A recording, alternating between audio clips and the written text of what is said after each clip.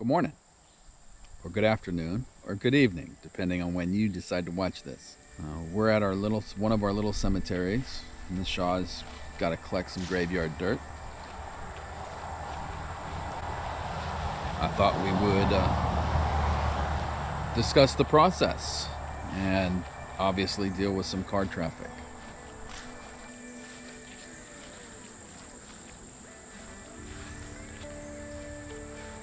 So, it's important that you're respectful in a cemetery.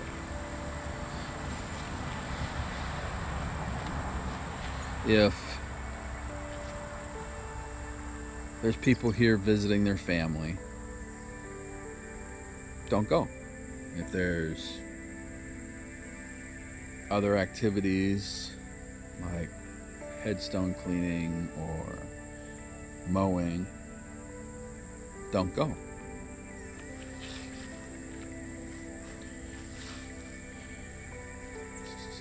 Only take dirt that's been offered. So you can get dirt offered a couple different ways, right? When you're walking the cemetery and you are drawn to a particular area or to a particular headstone,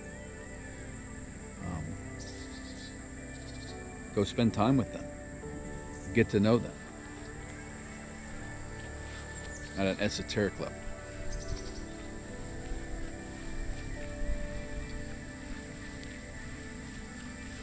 Learn who they are or who they were, and then ask.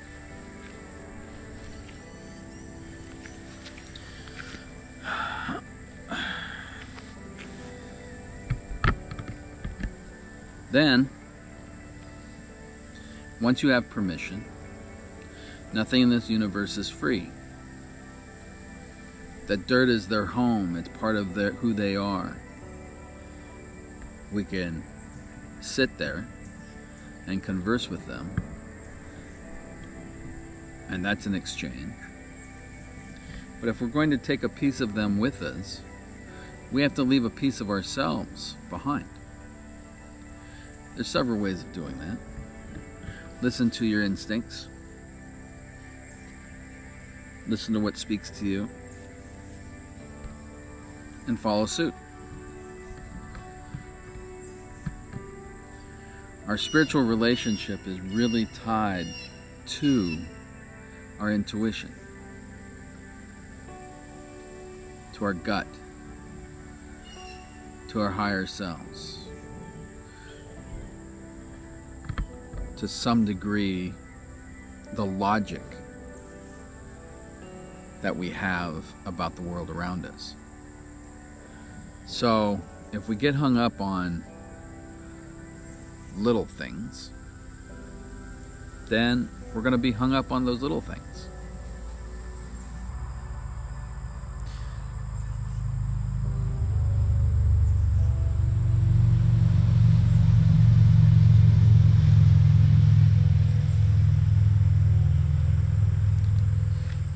I firmly believe that there probably, and I've experienced, that there probably is a wrong way of doing certain things. You'll know it's wrong because the results that you seek won't manifest. Or what does manifest is the polar opposite of what you seek. That would tell you that something you did was wrong. But aside from that, nobody can tell you what's the right way and the wrong way, because nobody knows. They can tell you where they have done to have a good experience or a bad experience, but nothing that they've experienced is factual, because 75% of our reality is subjective. So it just isn't possible for there to be only one right way. Not with 80 billion people on the planet, or 8 billion people on the planet. That doesn't make any sense.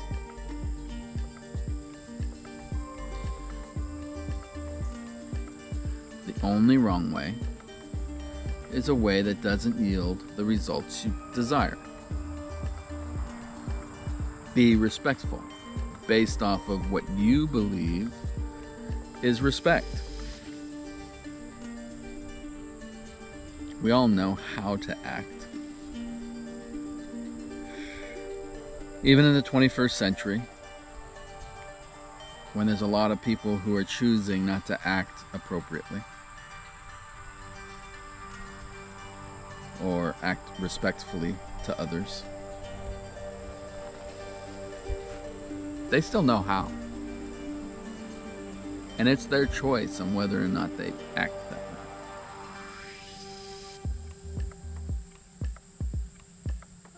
But our behavior yields the world that we live in, creates certain things that we have to contend with. And whatever that is and however that manifests, it is and forever will be the world we created. So let's take a walk around. Look at this beautiful little cemetery. Spend a little bit of time being grateful. We'll visit one more cemetery today, and we'll talk again there. Thanks for coming and being part of our tribe.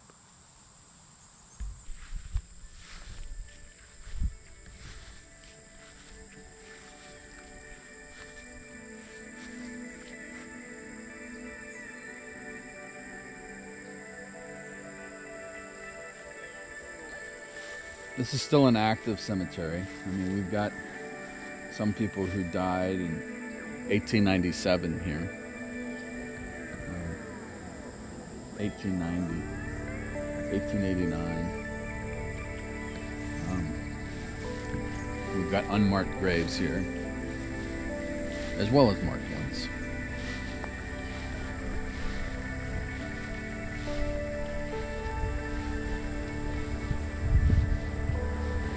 Well taken care of. Oh, we've got a visitor. Look at this.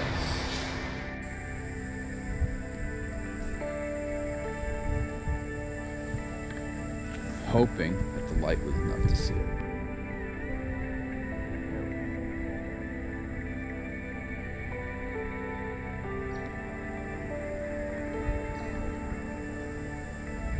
Having a snack.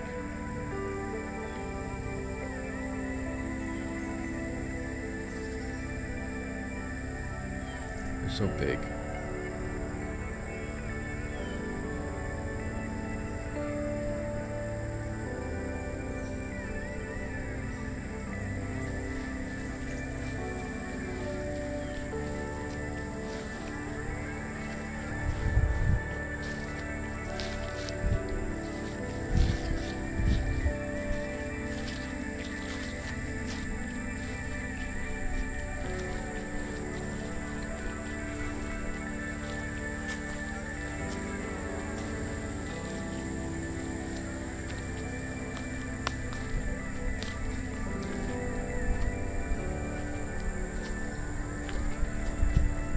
There's Miss Shaw. Yeah.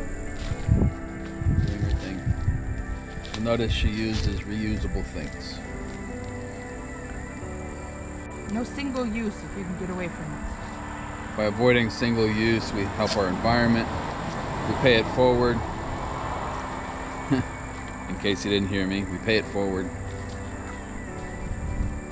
And we keep things going in a positive way.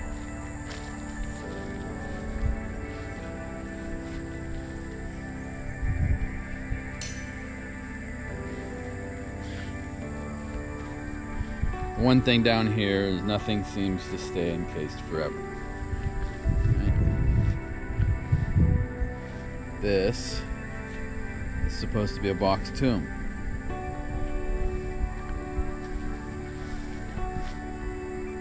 It's not a box tomb anymore.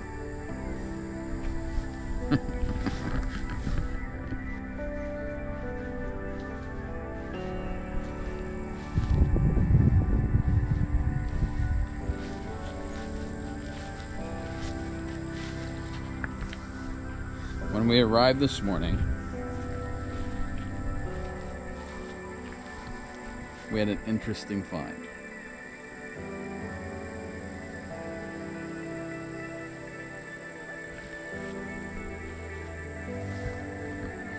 Looks like Ellen House has passed on to join her husband.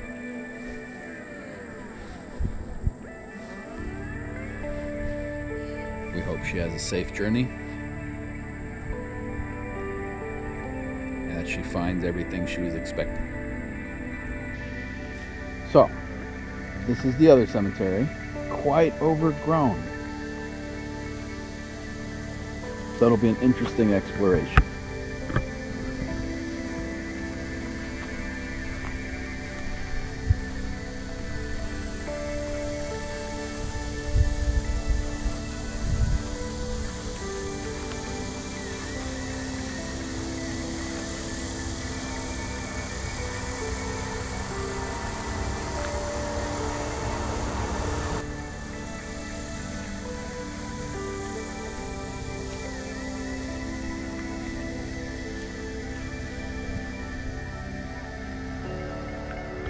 And one thing about Louisiana, if you don't keep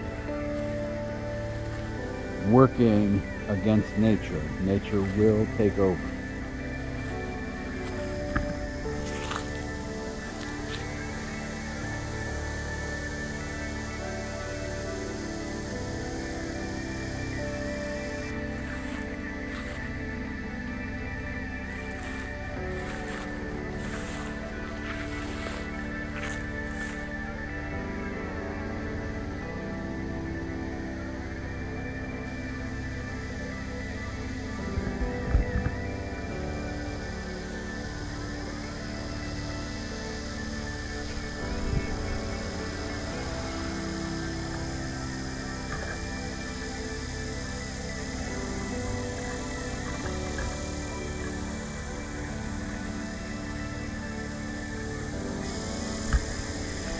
I suspect I'm going to have to take Miss Shaw to another cemetery just because this one's so overgrown.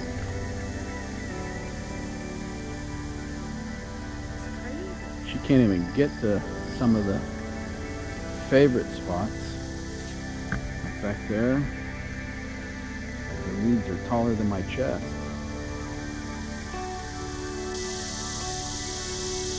It's almost like they've abandoned this one. I've never seen it like this. With the state of our country, the people who are probably supposed to take care of it haven't been able to. So we'll go see if we can't find a third one. Thank you for keeping with us. Oh, so we found one that's not quite so overgrown. Nice and clean and groomed.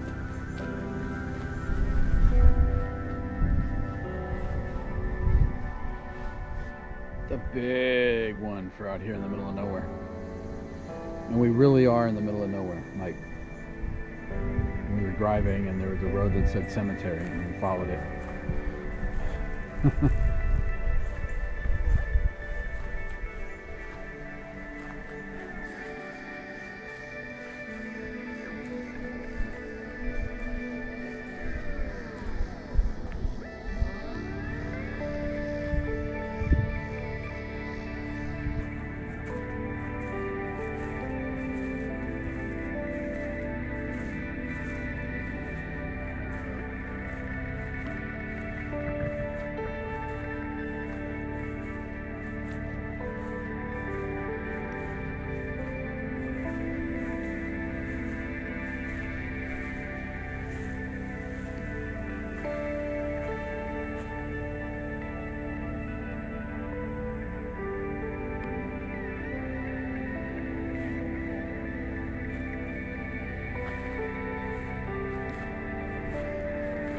I like making my way to the back of the cemeteries.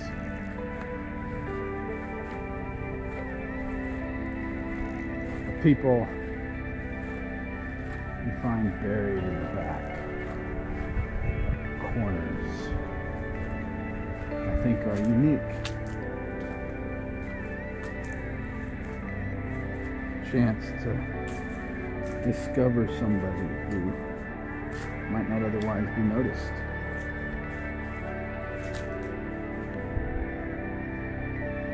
Interesting. This is looks like two separate people, no relation. They're buried right next to each other.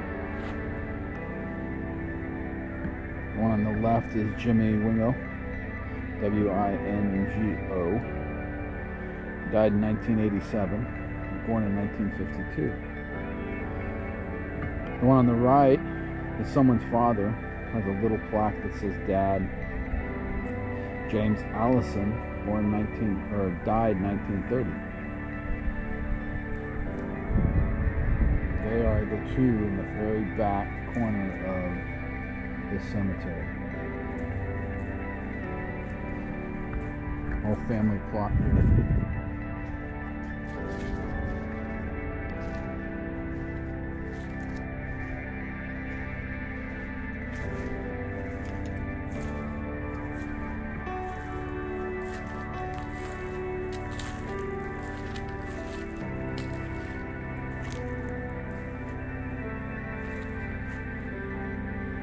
The Humphreys. Looks like Dick and Nancy had plans for lots of kids who never got buried here. They both made it buried here. Dick lived to 1950.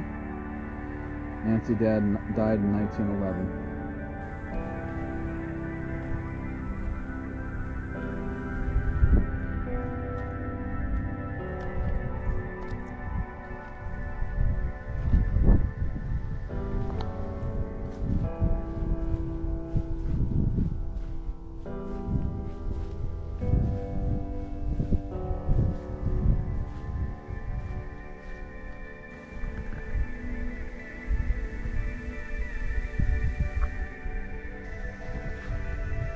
So Norse tradition, cemeteries or burial mounds are super important.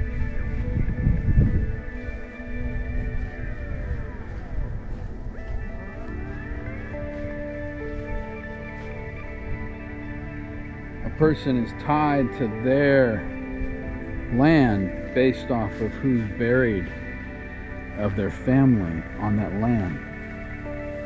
And this becomes important in the old world more so than the new, right?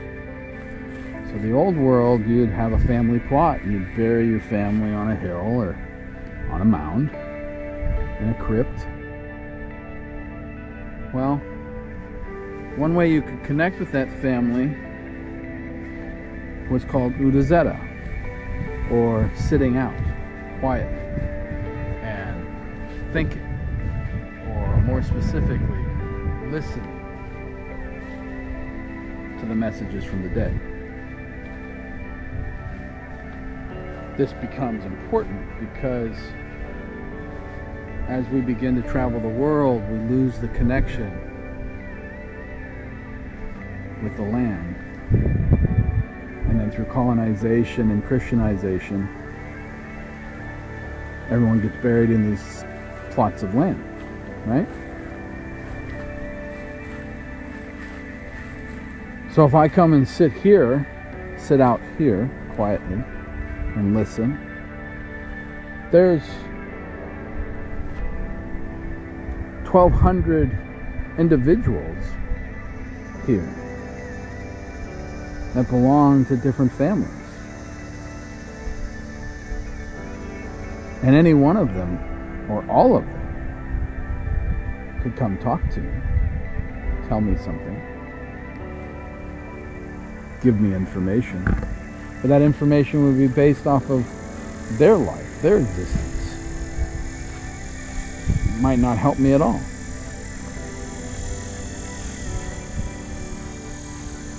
So to come sit out in a cemetery that I don't have someone buried in, I gain worldly knowledge. I gain knowledge that can be passed down from, well, you've got a Mary Calloway, born 1876, died in 1960. 1859, died in 1940.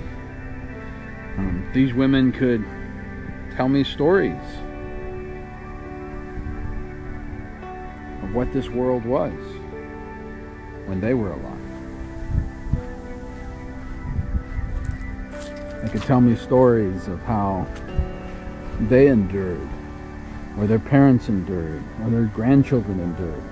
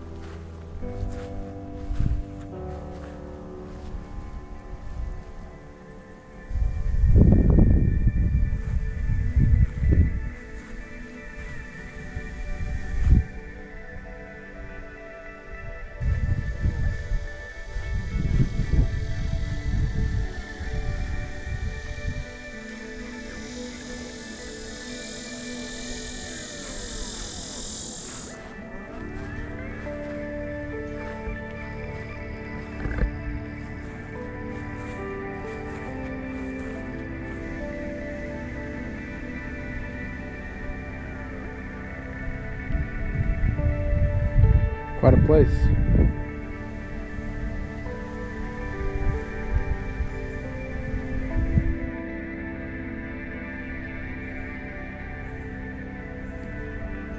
So I encourage you, go to a local cemetery.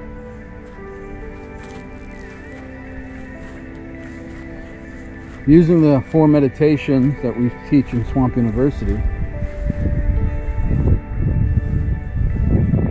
go sit out. Go listen.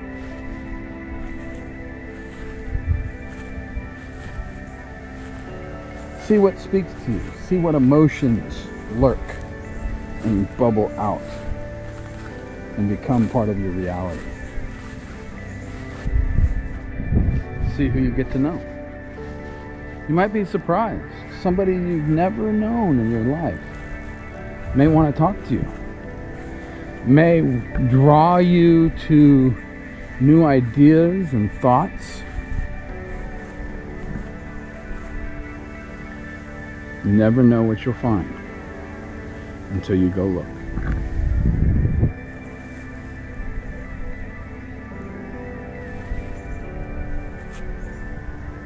I encourage each of you, go look. Explore places where our dead reside.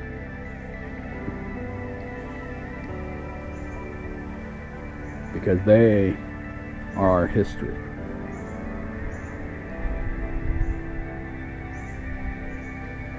And without them, none of us would be here.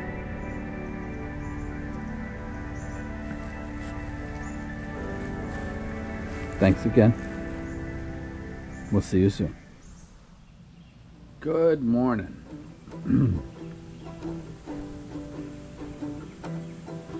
So it's Monday morning. I thought we would go spy on Miss Shaw and see what she does for all of your orders on Mondays. Mondays when we start our week. Miss Shaw? Yes. I'm bringing guests. Oh no. Guests. Good morning. So last week I fixed her dipping tank. That's why we've got new insulation on it. It sprung a leak last week and I had to fix it.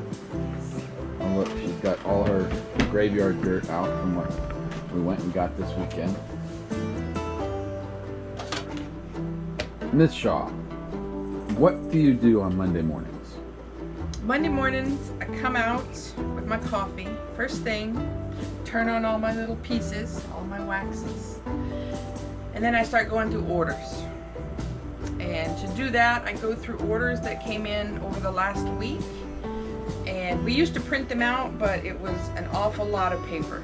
So I started this checklist. I go through every order. I write down the order number and what they ordered. And then print labels, all that good stuff.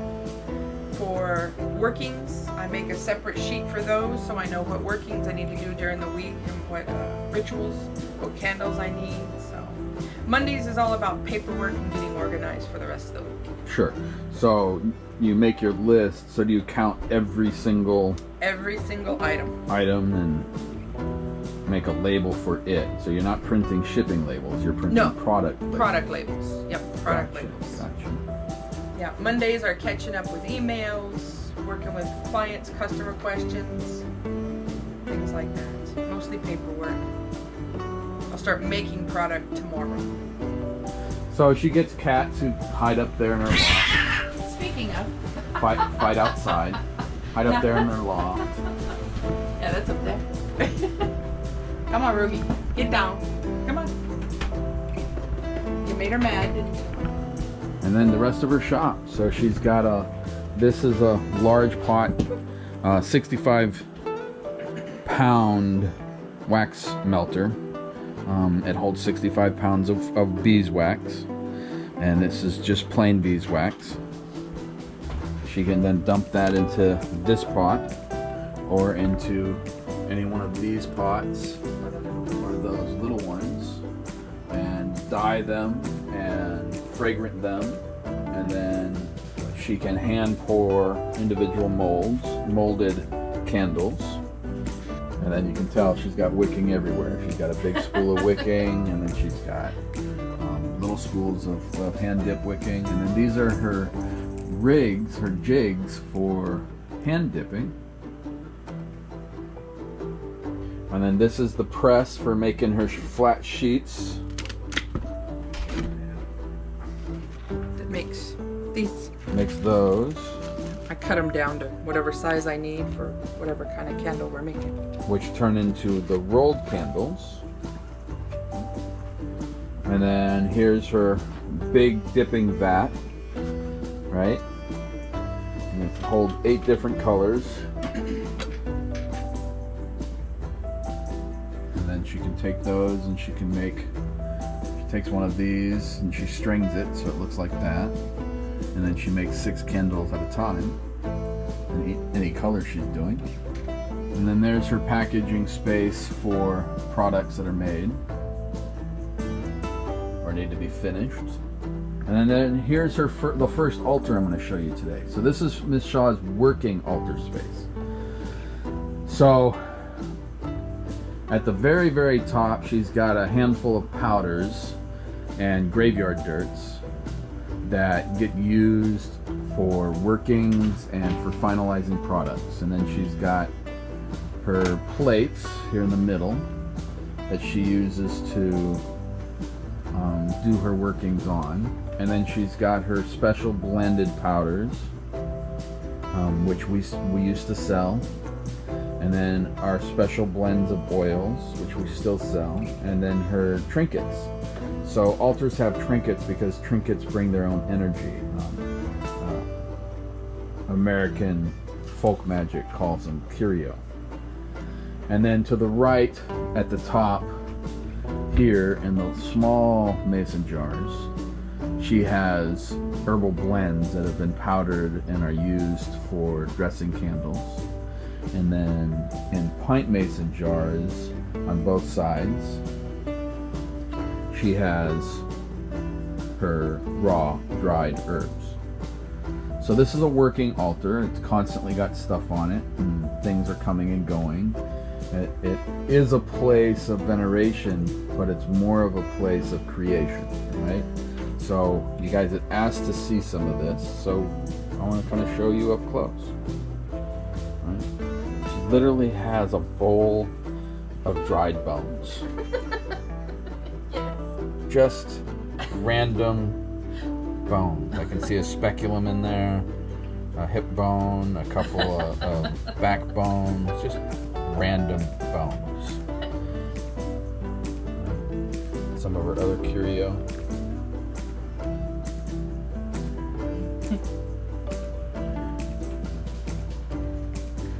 So this is a prairie dog skull. Miss Shaw paints those occasionally. And then those are fake skulls that are decorations.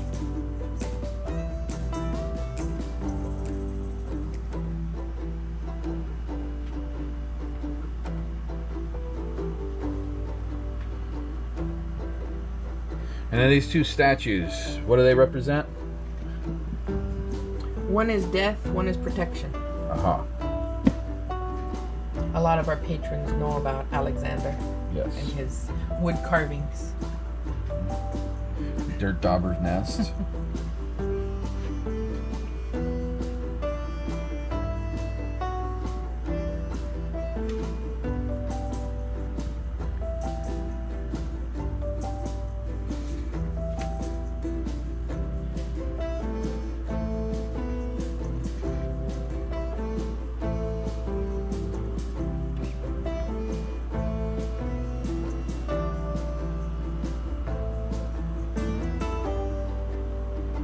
So this is technically the first altar I'm showing you today.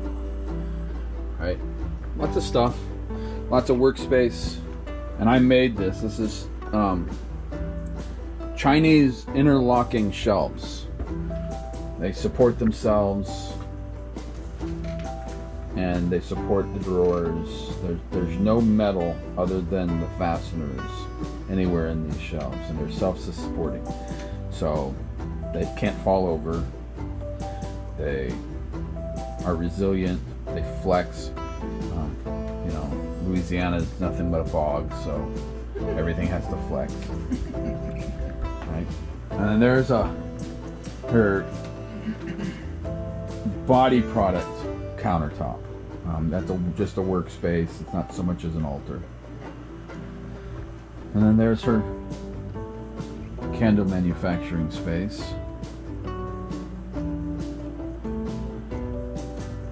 And then last week, she used her dippers to make all those candles. And then this week, they'll get dressed and shipped out to you guys. Right?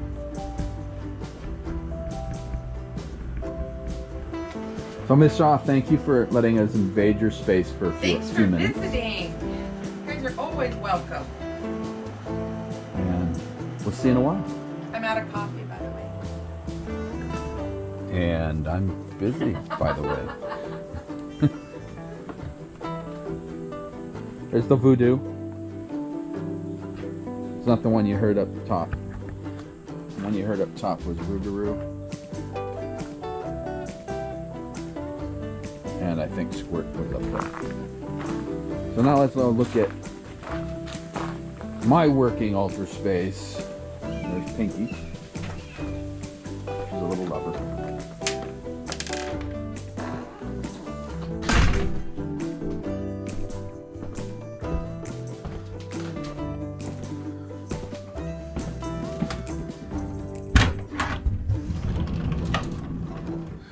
So what happens later in the week is Miss Shaw brings me all those labels, and then I put together oils,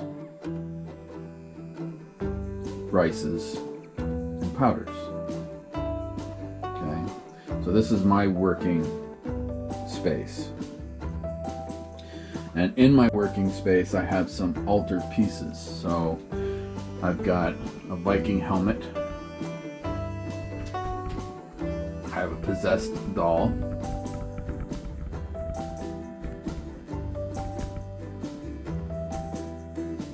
I have a small hand drum, a skull, not a real skull, it's a resin. And then my workspace. But I also have Lady Hell,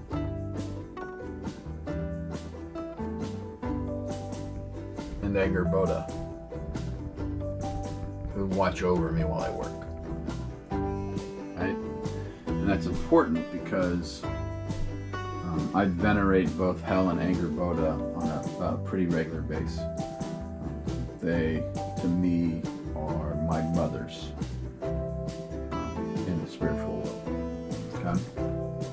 So this is my little room where I do all my work. And so she brings the orders that she does, and she puts them in these bins. And then I bring them up on the computer and I fill them, adding my products that I make, the oils. And then look at the new oil line. In 2021, we started coming out with taking in consideration how much you guys like the green fairy oil. We started making some higher end blends, right? So we have the Sacred Cleansing, the Love Potion number 9, the Fix Them Bones, the Jinx a Bitch, and the Road Opener. Look at how pretty those look, right? And these are just different recipes that we've mastered over the 13, 14 years that we've been doing this as a business. We still have all our originals.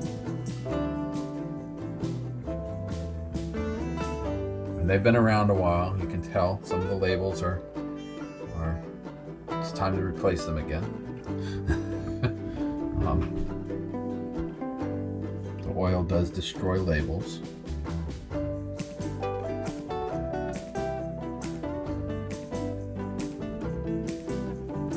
When we make rice usually doesn't always fit. And yes, some of those labels are actually blank now. I know what they are only because of the location of their home and the fact that I've been using them for years. Right.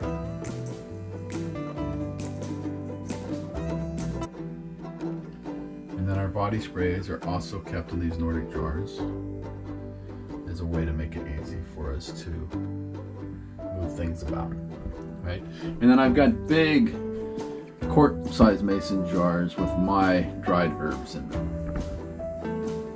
because I use a lot more herbs making and producing the oils than Miss Shaw does. And then our rice blends.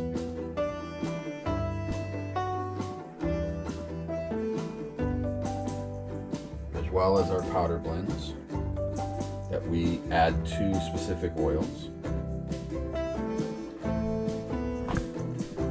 So let's go take a look at our actual ancestral altar. Yes, we have cats everywhere. So that's Toad, and that's the minion or minnow. So this altar is actually our ancestral altar. Let's see if I can come all the way back here so that you can see the tree. Turn off the light. There we go. So we started by creating a representation of Yggdrasil, which is the tree of life and creation in Norse mythology. Okay. So that tree is there, always on, except for when we're sleeping. Like any other altar, we have lots of trinkets.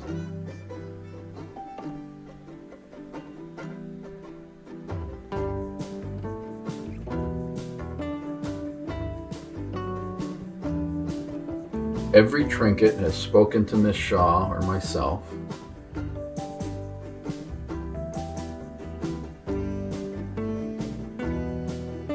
And brings energies to the altar.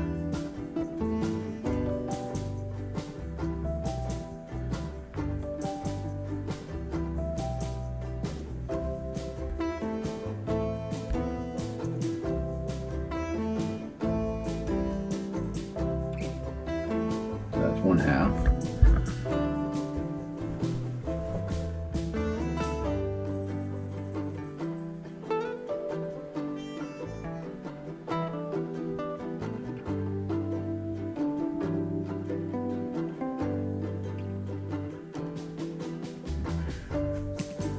Set one of Miss Shaw's sets of she buys.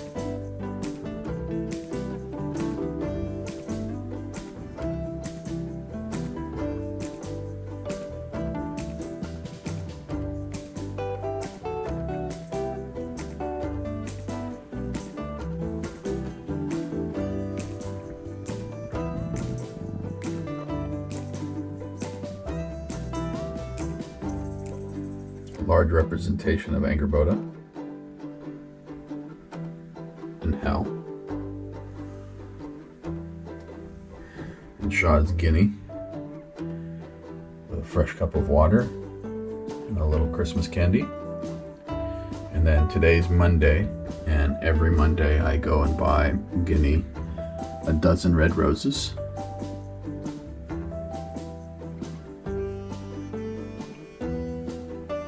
So, like most of you, you'll discover that your altar space is very chaotic. And that's okay.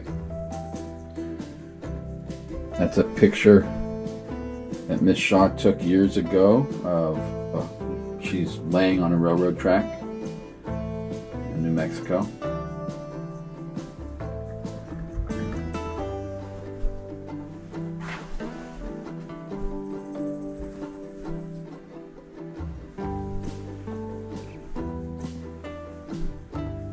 So there's our altar space. Miss Shaw collects Mardi Gras masks.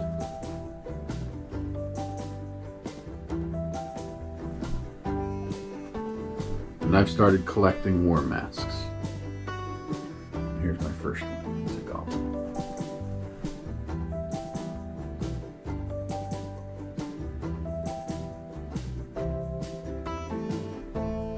This mask was handmade by a friend who creates the Japanese war masks. And he talked to me for a little bit and decided I needed a goblin mask. So thank you so much for spending a few minutes with us today. We'll definitely be providing you more behind the scenes as we move forward. You may have noticed that this video was much higher quality in editing. Miss Shaw and I have hired an editor, Hannah Spence. She's been a member of the Swamp for many years. She's been a very close friend of ours for many years. But she's extremely talented and gifted when it comes to visual arts. So we've hired her, and she will now be editing one 40-minute video every week for you, our patrons. So thank you. I look forward to talking to you again real soon. Bye-bye.